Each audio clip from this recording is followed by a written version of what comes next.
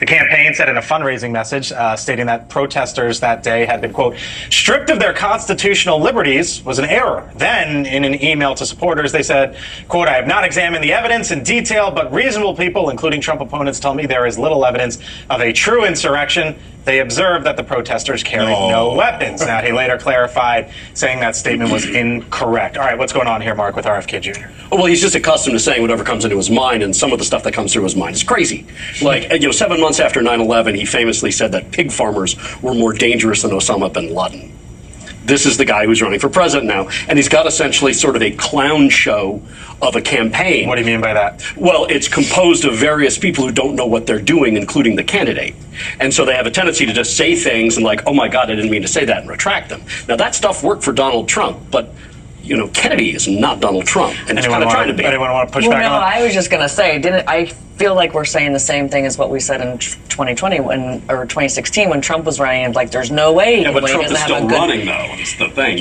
That lane is still Trump's lane. But we didn't know it was Trump's lane in 2016. We just never thought it was going to happen. But one of the questions I have, because I think I'm the only person, this is for Chris, that I still think RFK takes Trump voters more than they take Biden voters, because I think it's the same mentality. It's a super interesting question, and it's sort of the moment that we're in right now, and that's why I'm going to play the video. Okay, so this video is going around. It is from Rita Palma. She is listed, at least as of last night, as the New York director for Kennedy's presidential campaign. It's making the round on social. Play it.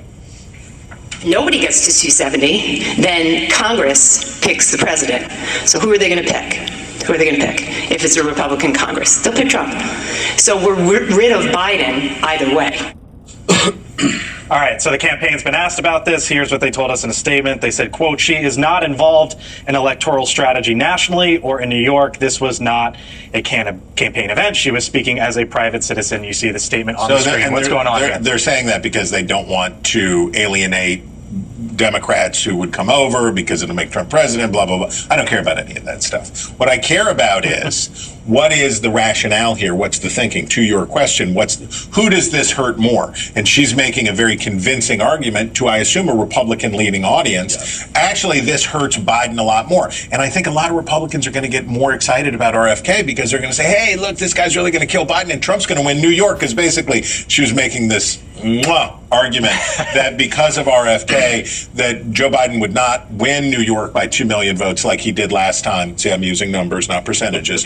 By 2 million votes as he did last time, but that Donald Trump will win with a plurality. And I can see a lot of Republicans getting high on the hopium here and that it's all going to happen, it's going to do this stuff. But I would be careful if I was a Republican, because in the battleground states, we don't know where RFK is going to get on the ballot, but in the battleground states, among the voters who most want to burn the world down and who are most fed up with the establishment of both parties and most whatever. You're nodding yes. You're nodding yes. If I was a Republican, I wouldn't want RFK Jr. on the ballot in Arizona. I wouldn't want him on the ballot in North Carolina. I wouldn't want him on the ballot in Georgia. Live by the poll, die by the poll. Franklin and Marshall poll in Pennsylvania last week really showed that Joe Biden leading Donald Trump by 10 in a multi-candidate race where RFK Jr. is there.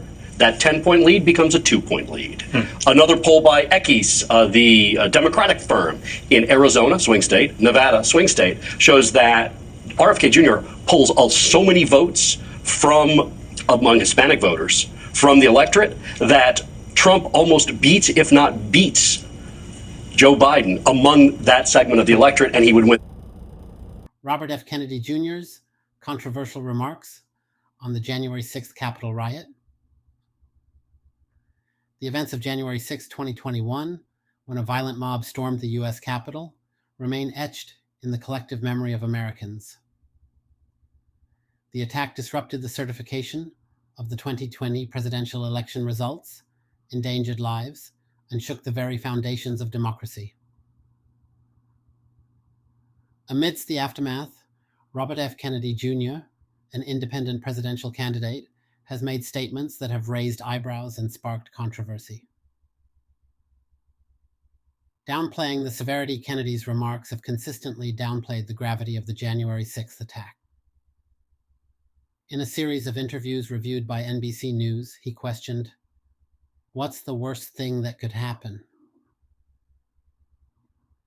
His cavalier attitude seemed to dismiss the severity of the situation, emphasizing the proximity of the military and the Pentagon to the Capitol.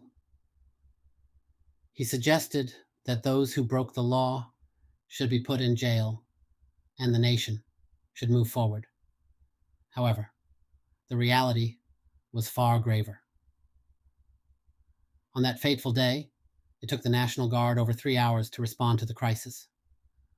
More than 140 police officers were injured during the attack, and 5 officers ultimately lost their lives in the months that followed. Members of Congress and then Vice President Mike Pence were evacuated from the House chamber, and the certification process was significantly delayed. Polarizing. Views Kennedy's campaign released a statement acknowledging that January 6th remains one of the most polarizing topics in American politics. He claimed to be listening to diverse viewpoints to make sense of the event and its aftermath. While acknowledging that many individuals broke the law that day, he expressed concern about potential political motivations behind the prosecution of the January 6th defendants. Kennedy pledged that if elected president, he would appoint a special counsel to investigate whether prosecutorial discretion was abused for political ends. Pardoning the rioters. In a Fox News interview, Kennedy hinted at considering individual cases when asked about potentially pardoning the January 6th rioters. His stance raised eyebrows, especially given the seriousness of the charges against those involved. Free speech versus capital damage. Kennedy's perspective diverged from the mainstream. He criticized what he perceived as Democrats' obsession with the Capitol attack, emphasizing that rebuilding the physical structure was less critical than safeguarding free speech. His comments on censorship and the importance of open dialogue added fuel to the fire. Campaign email misstep. Recently, Kennedy's campaign faced backlash for referring to the January 6th defendants as activists who had been stripped of their constitutional liberties. The campaign later walked back this language, but the damage was done. Conclusion. Robert F. Kennedy Jr.'s comments on the January 6th Capitol riot have ignited debate. While some appreciate his willingness to explore different perspectives, others find his statements concerning. As the 2024 election approaches, his views on this pivotal moment in American history continue to be a topic of contention.